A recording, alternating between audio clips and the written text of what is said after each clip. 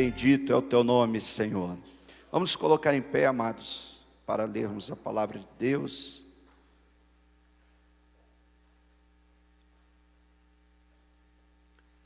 Aos Romanos, capítulo 3, verso 21 a seguir.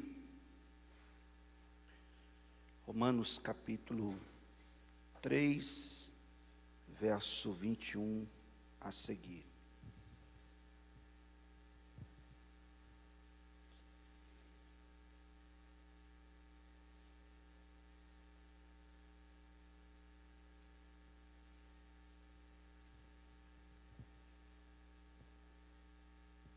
Todos encontraram?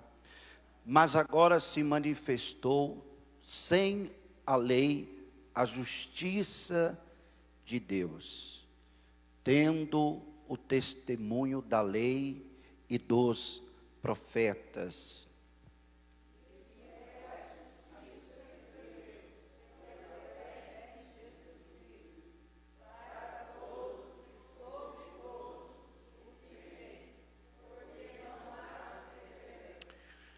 Porque todos pecaram e destituídos estão da glória de Deus. Sendo justificados gratuitamente pela sua graça, pela redenção que há em Cristo Jesus, A qual Deus propôs para propiciação pela fé no seu sangue, para demonstrar a sua justiça pela remissão dos pecados dantes cometidos sob a paciência de Deus.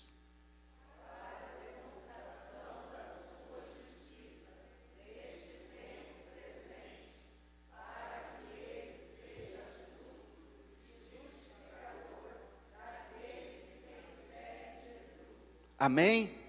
Quantos podem glorificar a Deus por esta palavra?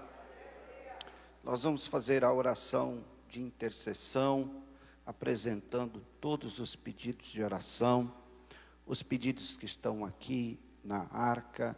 Vamos também continuar orando pela Juliana Roberta. Nós vamos iniciar uma campanha lá na casa dela, de 21 dias de oração, tá? Vamos estar lá orando, clamando a Deus em favor da sua saúde, do seu restabelecimento. Amém?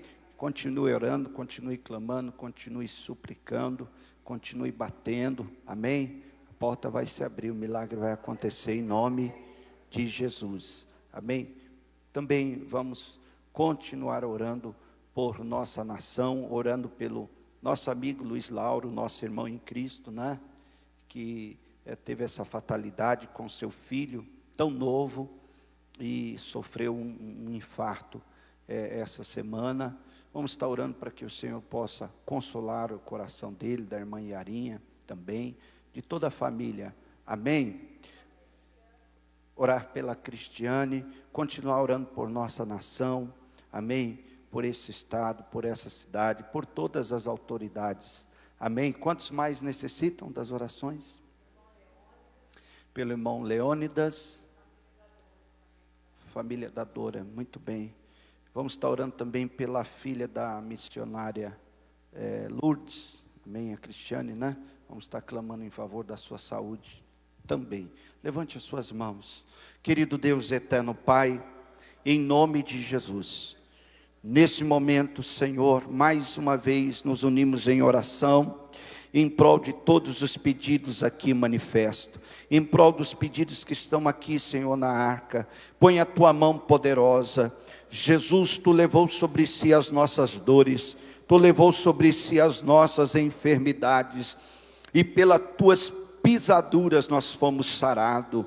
Senhor, repreenda todo o mal. Repreenda, Senhor, toda a enfermidade do meio do teu povo. Repreenda, Senhor, pelo poder do teu nome, pelo poder do teu sangue, Jesus. Traga cura, traga restauração. Visita cada hospital, Visita agora, Senhor, com tua mão restauradora, curadora. Senhor, põe as tuas mãos sobre todas as famílias que, Senhor, estão em luto em função deste vírus, ó Pai, que perderam os seus entes queridos. Nós clamamos, Senhor, que as doces consolações do teu Espírito alcança cada família, Senhor. Guarda, Senhor, cada vida, livra deste mal. Nós pedimos isso no nome de Jesus. Amém. Glória a Deus. Sente adorando, sente glorificando, sente bendizendo o nome do Senhor. Queremos glorificar Deus pela vida dos pastores que está conosco, os pastores dirigentes das congregações. Pastora Rosana, da Vila Moscone, está acompanhada aqui da nossa irmã. Amém.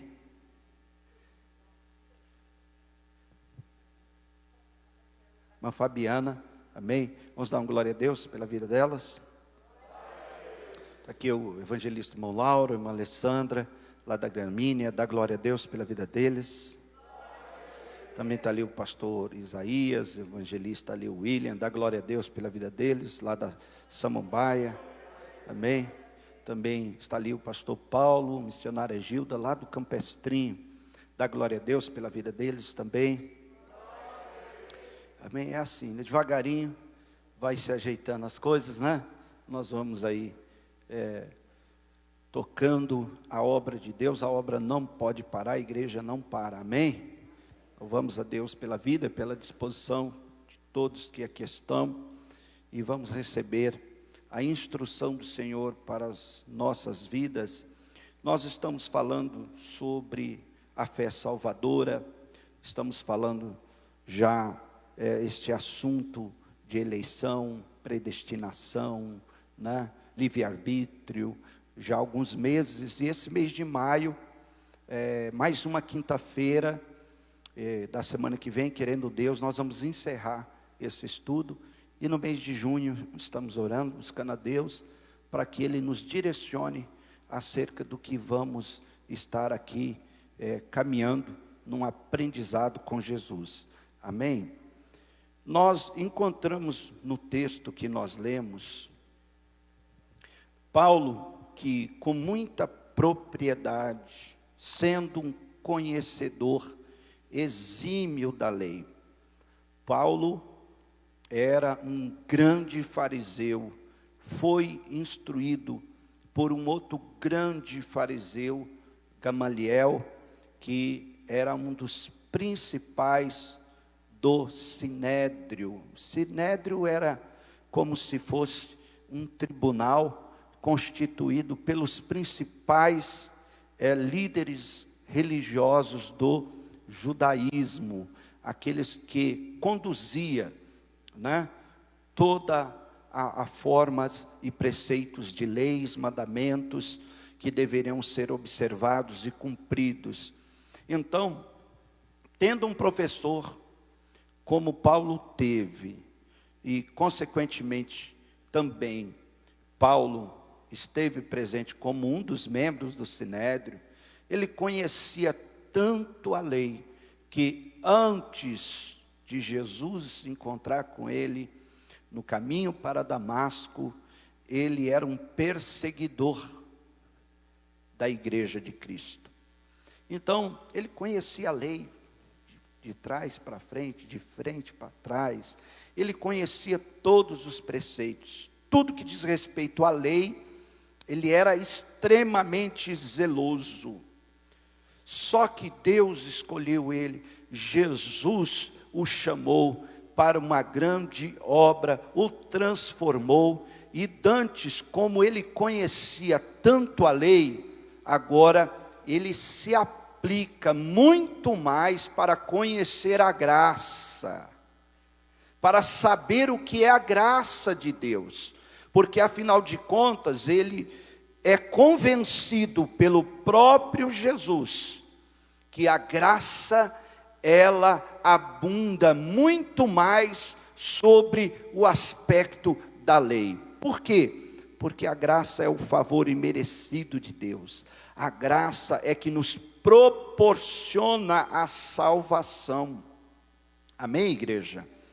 Então, ele começa a falar aqui sobre a justificação pela fé em Jesus Cristo, tá?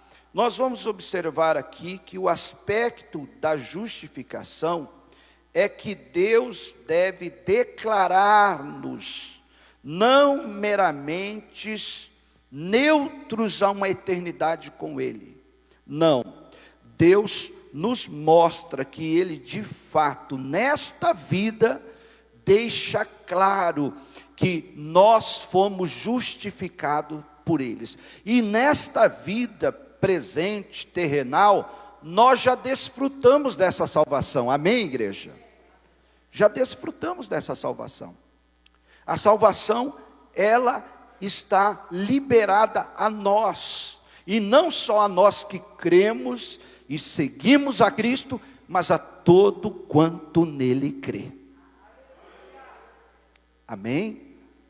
Então, Paulo começa a falar aqui que sem a lei, a justiça de Deus se manifesta. Ela se torna notória. E Paulo toma como testemunho a lei e os profetas. Por que Paulo toma como testemunha a lei e os profetas para dizer que a justiça de Deus se manifestou?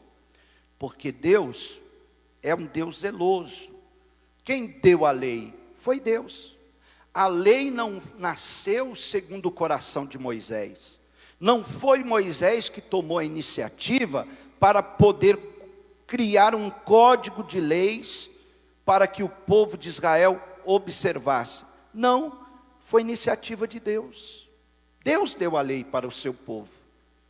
Só que quando Deus deu a lei para o seu povo, Ele está também dentro do aspecto da lei, mostrando, apontando que viria um que iria cumprir nele toda a lei.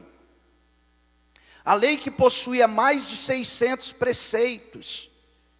E se alguém quebrasse um preceito durante um dia, de nada teria adiantado guardar, observar todos os demais preceitos, que, como eu disse, a lista era grande, era mais de 600. Se quebrasse um, todo estava quebrado. Então era um jugo, era um fardo, porque era muito difícil. Até porque o que Deus fazia nesse período, Deus aplacava a sua ira. Eram ofertadas ofertas. No livro de Levíticos a gente observa que para cada coisa que acontecia, tinha que se fazer uma oferta. Às vezes tinha que se ficar afastado. Às vezes se tocasse no animal morto, era considerado impuro. Às vezes, se fizesse qualquer coisa que não condizia com a lei, ela condenava imediatamente. Então era muito difícil.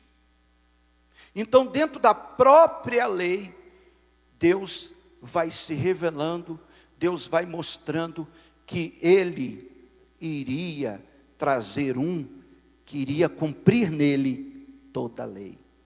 E os profetas, todos os profetas profetizaram sobre este que viria, e seria a manifestação do Cordeiro de Deus. Cordeiro, porque o Cordeiro era sacrificado no aspecto da liturgia da lei para aplacação de pecados. Então todos foram mostrando que a justiça de Deus se manifestaria. E ela se manifestou. Ele nos deu o Salvador, Ele nos deu o Senhor Jesus, o Cordeiro perfeito, aquele que venceu a morte, triunfou sobre toda a maldição. Nisso se manifesta a justiça de Deus. E nós observamos no verso 22, que esta justiça de Deus é pela fé. Diga comigo, pela fé. Olha lá, olha. pela fé em Jesus Cristo, para todos e sobre todos os que creem, porque não há diferença.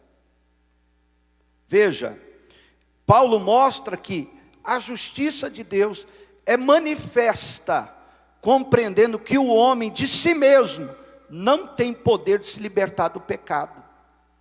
O homem de si mesmo não tem condições nenhuma de manifestar a justiça para a sua salvação. Não tem.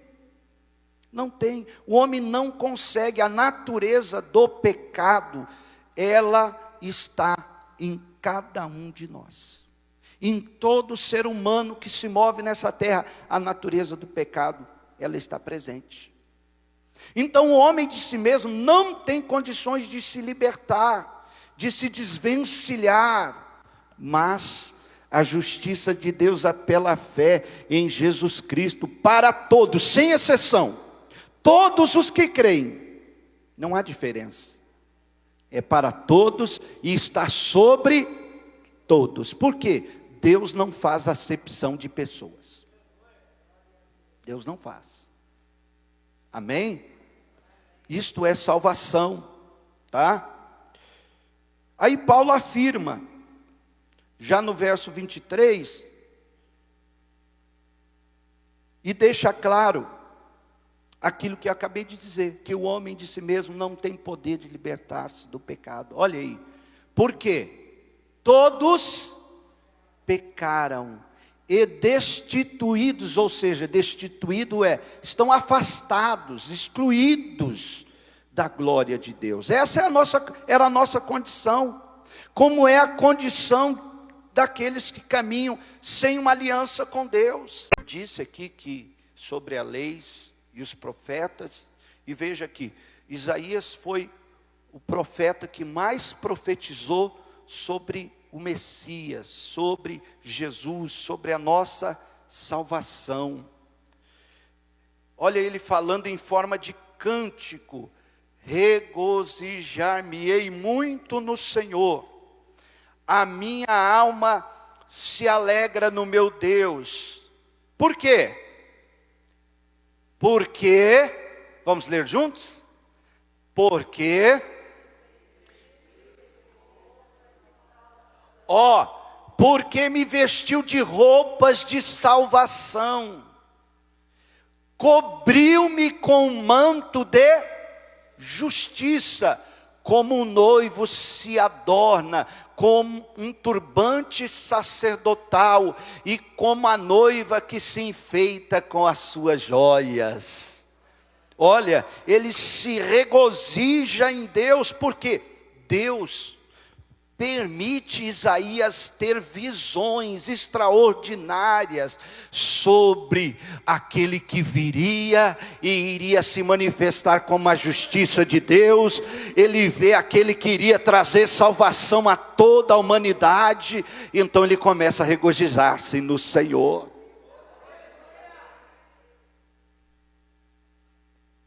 Agora, tudo isso Deus fez por mim, por você, por toda a humanidade, porque Deus entendeu que o homem de si mesmo não tem condições de se libertar da velha natureza, da natureza do pecado. Então Deus toma a iniciativa. É como ele dissesse: sem mim eles não vão conseguir. Sem eu tomar a iniciativa, eles não vão se libertar desta maldição que está imposta. E aí, custou alguma coisa para você? Custou alguma coisa para mim? Olha o que diz o verso 24: sendo justificados gratuitamente pela sua graça, pela redenção que há em Cristo Jesus. Quem pode levantar a mão e glorificar a Deus por isso? Aqui, ó. Custou alguma coisa para você? Custou alguma coisa para mim? Sendo justificados gratuitamente, pela graça, essa graça maravilhosa, pela redenção que há em Cristo Jesus. Deus tomou iniciativa, mais uma vez, e é de graça, gente, é de graça. Paulo, ainda escrevendo aos Efésios, ele diz o seguinte: pela graça sois salvos, e isso não vem de vós, é dom de Deus. Quem pode adorar a Ele por tão grande salvação? Gratuitamente. Que coisa maravilhosa.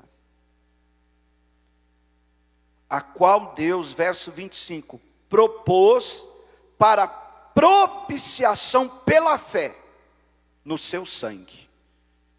É de graça, Deus dá gratuitamente, mas é necessário crer, é necessário o uso da fé. Amém? Porque sem fé é impossível agradar a Deus. É necessário o exercício da fé. Nós falamos aqui algumas quintas-feiras atrás que todo ser humano tem fé. Já nasce com fé. Todo ser humano tem dom, já nasce com dons. É a graça comum, é a manifestação da graça comum. Agora, para fazer parte da graça salvadora, tem que crer. Uma coisa é ter o conhecimento. Você pode perguntar para as pessoas: você acredita em Deus? Pelo conhecimento ela vai dizer: acredito. Você acredita que Jesus é o Filho de Deus? Pelo conhecimento ela vai dizer que acredita. Mas é no conhecimento, é na razão, porque a história diz, porque os fatos dizem. Mas para receber Ele como Salvador e Senhor, é pela fé. Precisa crer. E consequentemente, falamos quinta-feira passada, crer, fé em ação, e o que mais? Arrependimento. Tem que se arrepender das velhas práticas da vida do pecado. Tem que se arrepender. Diga comigo: fé, arrependimento. Tem que andar junto. Tem que andar junto. E a fé e o arrependimento não é só manifesto no dia em que você recebe Jesus como seu Salvador e como seu Senhor. É todo dia. Todo dia você tem que exercitar essa fé. Todo dia você tem que trazer o arrependimento à tona. Todo dia eu uso a minha fé, reconheço quem eu sou, que eu sou salvo não pelos meus méritos, mas pelos méritos de Jesus Cristo. Então eu me arrependo, eu me coloco diante dele e eu digo: Senhor, me perdoa todos os pecados que eu cometi em pensamento, palavras e obras. Todo dia, todo dia. E o que acontece em seguida? O que acontece em seguida? Ele te dá um banho de regeneração. O sangue de Jesus nos purifica de todo pecado. Sabe qual é o problema? É que mesmo sendo salvo, temos dificuldade de aceitar isso. Sabia? E parece que não. Mas isso é uma forma de orgulho. É um coração tendencioso à independência. É um coração que não quer ser dependente de Deus e reconhecer que precisa dele para que o sangue de Jesus te torne limpo. Entende? É de graça. A salvação não custou nada para você.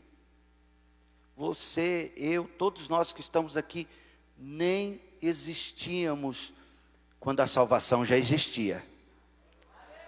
Quando o Cordeiro de Deus já havia sido morto, aleluia. Aleluia. Como esse Deus é maravilhoso. Olha, Romanos 5, versículo 19. Olha o que está escrito um pouquinho para frente aqui do texto que nós lemos.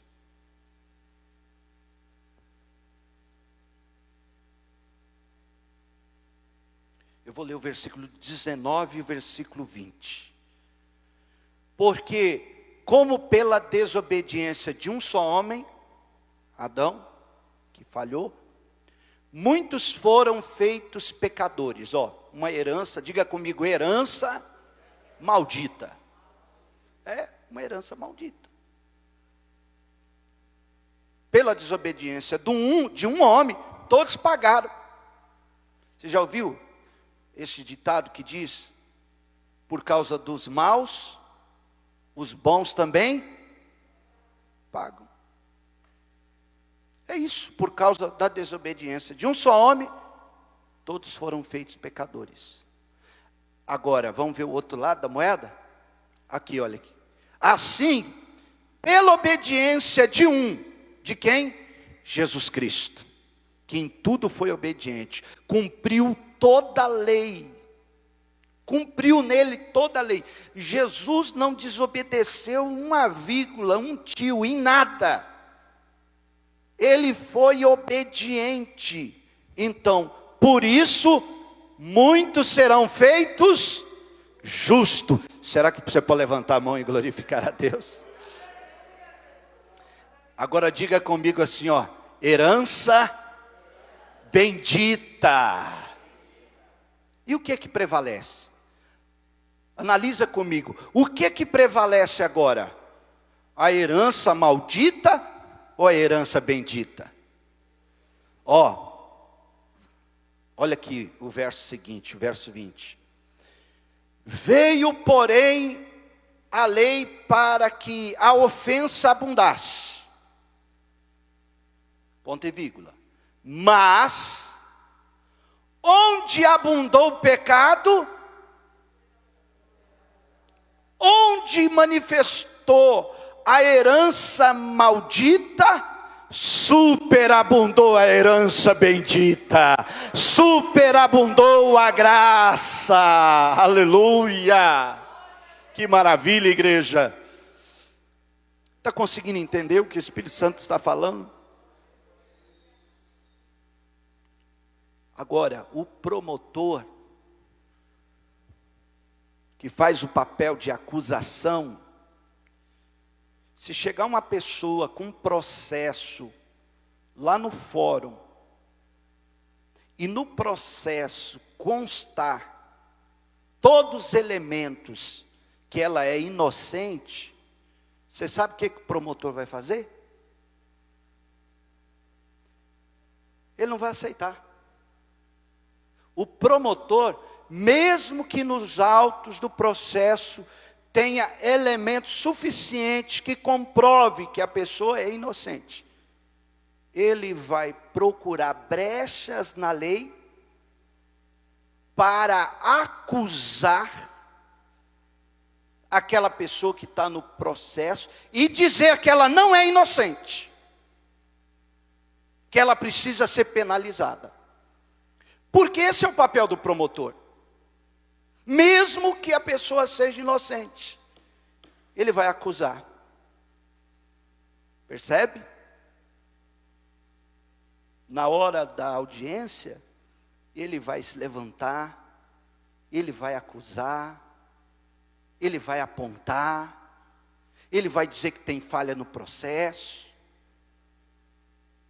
Ele vai de todos os jeitos usar, de todas as formas, para que a acusação dele prevaleça. Assim é o diabo. Ele olha para mim e olha para você, não, mas esse aí não é tão, não é merecedor, não é digno. Não, esse daí sem condição. E aí ele vem acusando quem? A acusação é direto a você, a mim. Ele vem na minha mente, na sua mente. Ele exerce uma pressão e começa a dizer: você não é digno de ser crente. O que você está fazendo na igreja? Você não é digno. Por que você está orando? Deus não vai te escutar não. Olha o que você fez há meia hora atrás, há 5 minutos atrás. Olha o que você fez hoje de manhã, olha o que você falou, olha isso, olha aquilo outro. Ele vem te acusar de todas as formas, de todos os meios. Para quê? Impedir você de usufruir da graça salvadora, impedir você de usufruir do perdão pleno que Deus te dá pelo sangue de Jesus Cristo, que nos torna limpo. E às vezes funciona, porque alguns dão ouvido para as mentiras dele. Eu não vou orar mesmo não, não sou digno de orar. Eu não sou digno de tomar santa ceia. Eu não sou digno de ir na igreja. Eu não sou digno. Eu discuti com a esposa, discuti com o filho. Eu não vou na igreja hoje não. Eu vou entregar. Eu vou parar. E ele fica lá: isso mesmo, está funcionando, está dando certo. Vamos lá, mais acusação, mais acusação. Percebe qual é as ações do inimigo? E o que Deus está dizendo para você? Eu te dei uma herança bendita. Ei, o pecado e a natureza pode se apresentar a você, porque todo dia o pecado vem, mas há aquele que habita em você, o meu Espírito Santo. Aleluia.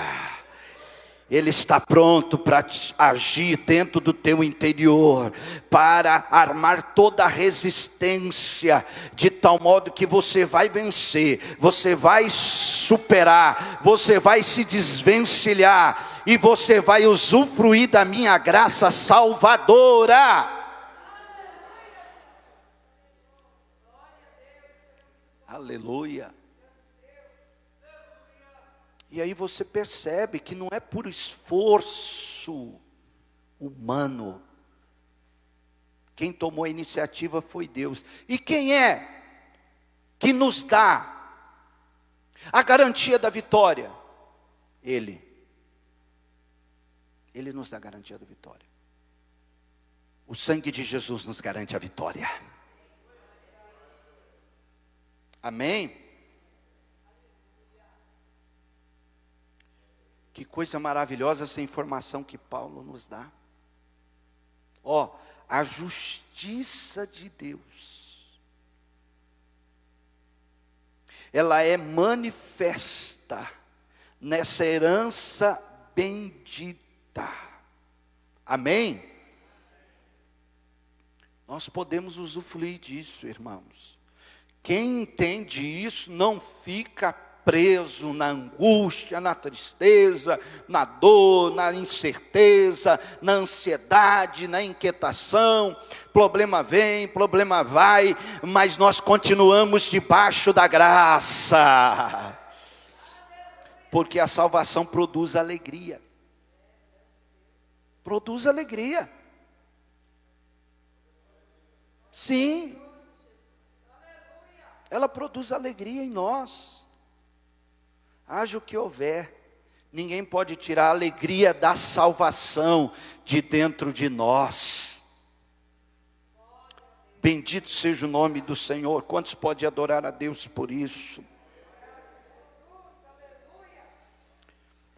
A Bíblia nos diz lá em Gênesis capítulo 15, verso 6, que quando Deus, Ele começa a falar com Abraão, Abraão argumentando que faltava algo para ele. O que faltava? O cumprimento da promessa.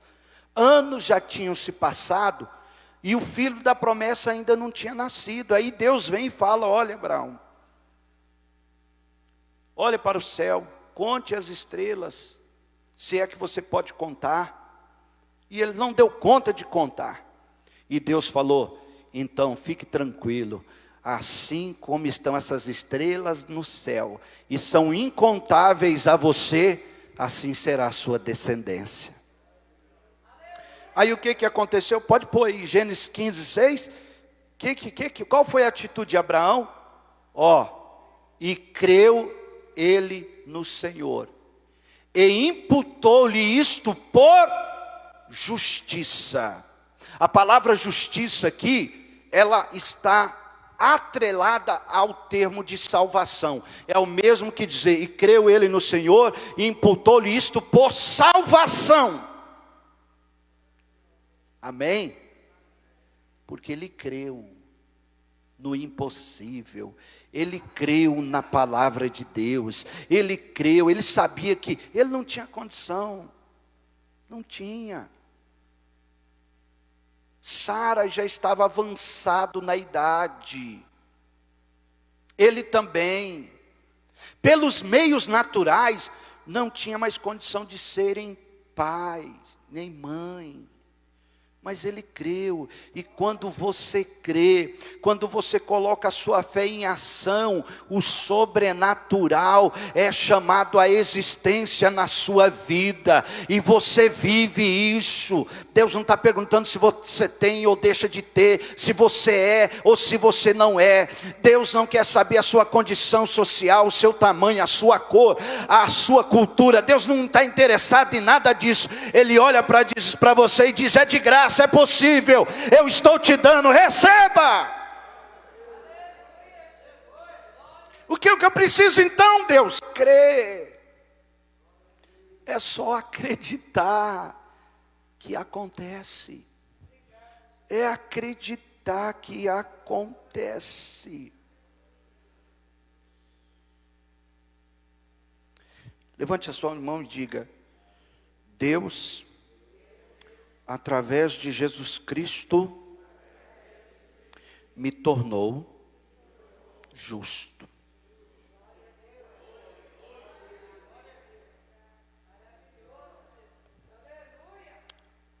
Aí o diabo vem e diz, você é um injusto, você é um miserável, você é um pecador, você não é digno. Aí a gente olha para nós mesmos e a gente diz, é verdade. Eu sou tudo isso daí. Aí o diabo olha para Jesus e fala, está vendo? Ele está admitindo que é tudo isso. Aí Jesus abre a mão, está lá a mão furada do mestre. Olha aqui, diabo. Ele era tudo isso, não é mais, porque pelo meu sangue está justificado.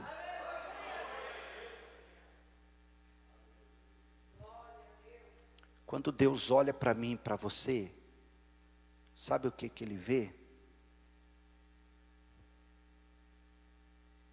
O sangue. O sangue que nos purifica de todo pecado. Somos justificados pelo sangue de Jesus. Somos considerados justos. Bendito é o nome do Senhor.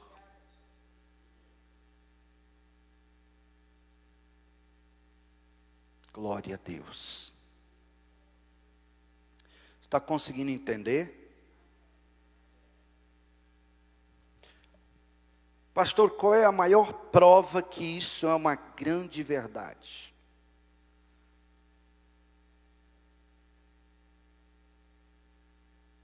Olha o que está escrito ainda no capítulo 4.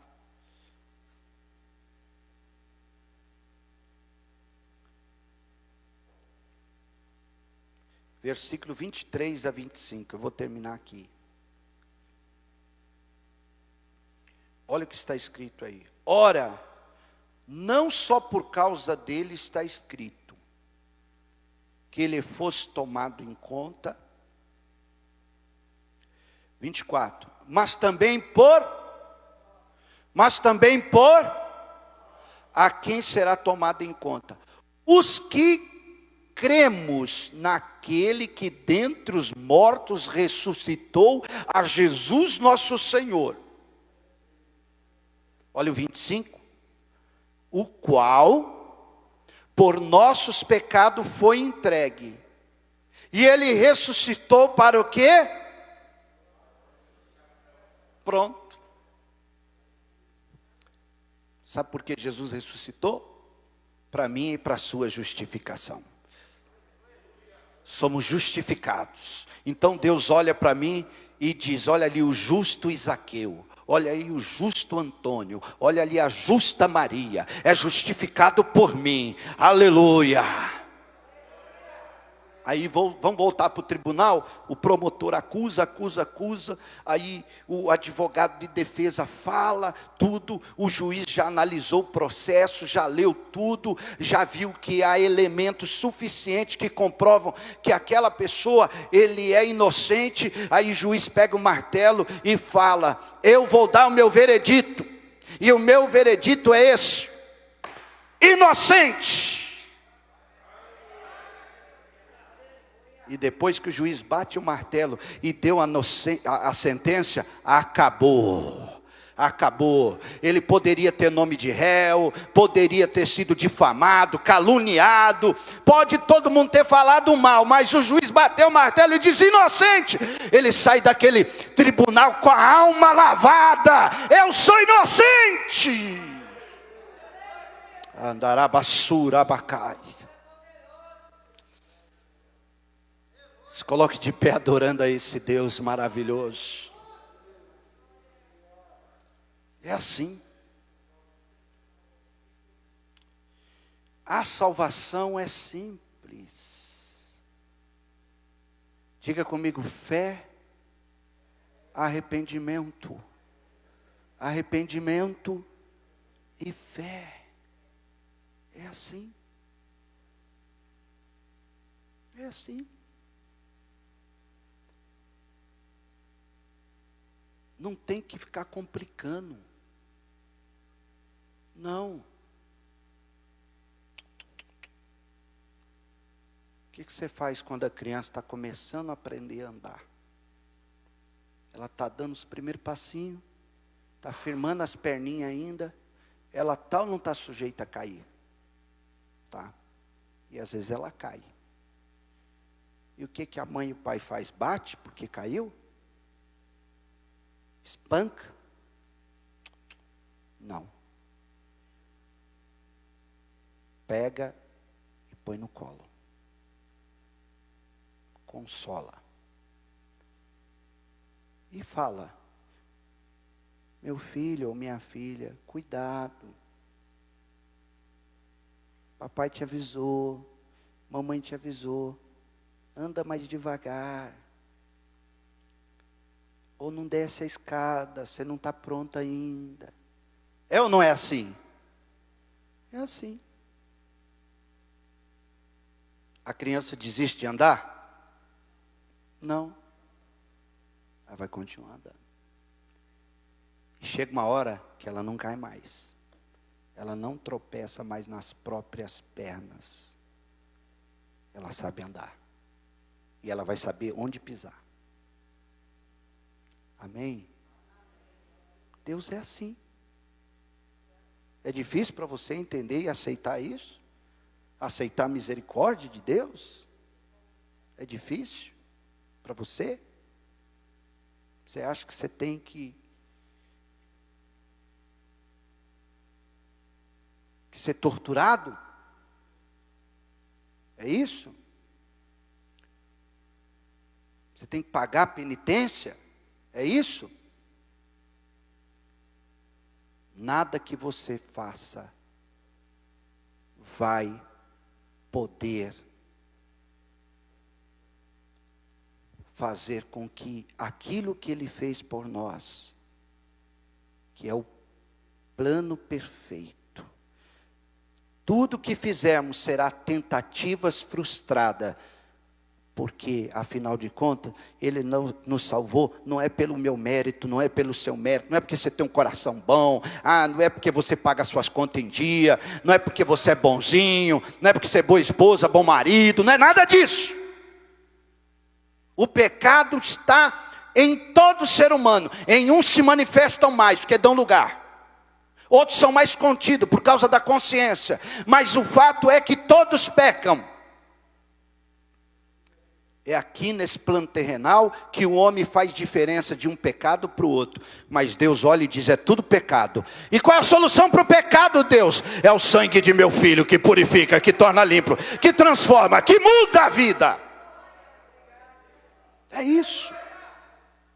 Você consegue aceitar isso e dizer glória a Deus por isso? Pronto. Pronto. Pronto.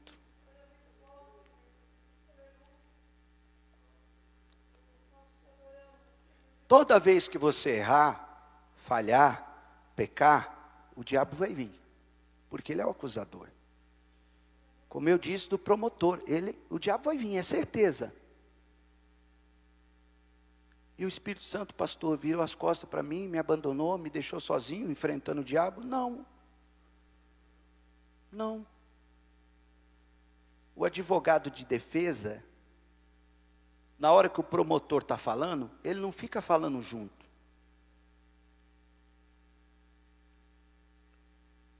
Não, deixa ele falar. Você já ouviu o testemunho de Martinho Lutero? Que numa noite, ele orando, falando com Deus, o diabo apareceu para ele. Já ouviu esse testemunho?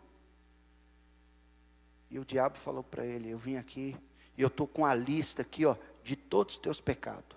Uma lista enorme. Está tudo aqui. Você faz isso. Foi falando. Quando ele terminou de falar, Martinho Lutero falou para ele, está faltando uma coisa aí. Faltando, não, o que não? Está tudo aqui. Está faltando uma coisa. O que está faltando? Coloca aí. O sangue de Jesus me purifica de todo pecado.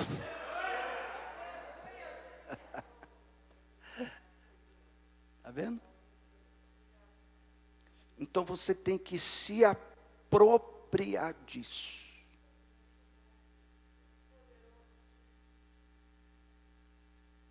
Deste dom de Deus. Para mim, para você, para nós, para todos que ainda hão de crer nele. Amém? Aí, se você entender isso, você vai servir a Deus por amor. Você não vai servir a Deus por religiosidade. Que é religioso que paga penitência. Você vai servir a Deus por amor. E por amor, você sempre vai fazer tudo que vier às suas mãos com alegria, com disposição, com gratidão.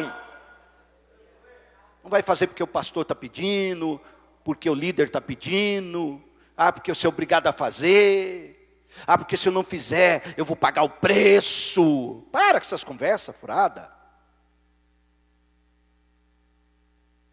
Se você entende o propósito e o plano da salvação, você vai fazer por amor. E quando você faz por amor, ele vai olhar e vai dizer, opa, está tendo fruto aí. Vou limpar para ter mais fruto ainda. Agora, se não tiver fruto, ele, é Jesus que corta? Ele falou que ele é a Oli. E quem é o lavrador?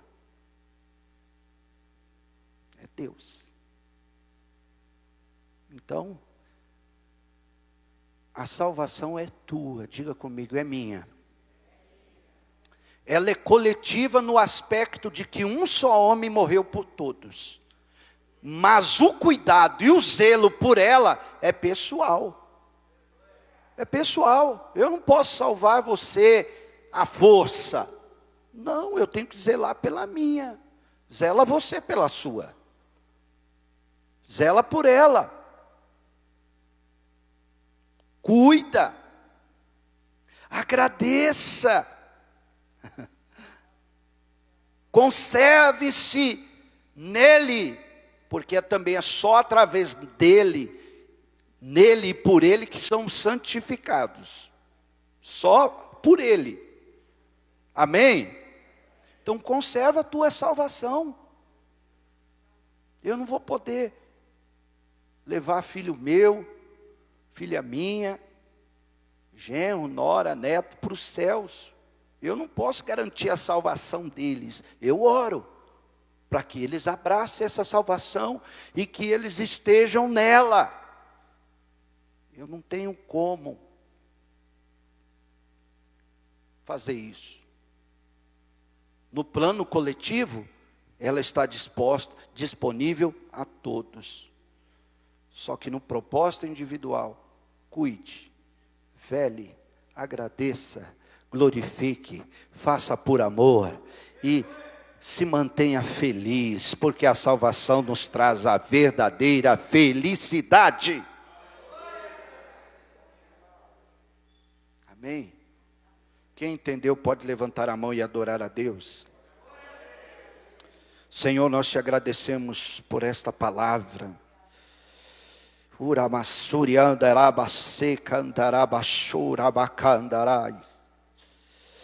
Você pode permitir que o Espírito Santo, nesse momento, alegre você, renove você. Você pode adorar a esse Deus tão maravilhoso. Aramantura sébria cai. Glorifique a Ele. Exalte a Ele, que nos justificou. A sentença era contra nós, mas Ele bateu o martelo lá na cruz do Calvário. Ele bateu o martelo por você, por mim, por todos nós. Aleluia, inocente pelo sangue, inocente pelo sangue, inocente pelo sangue, inocente pelo sangue. Aleluia.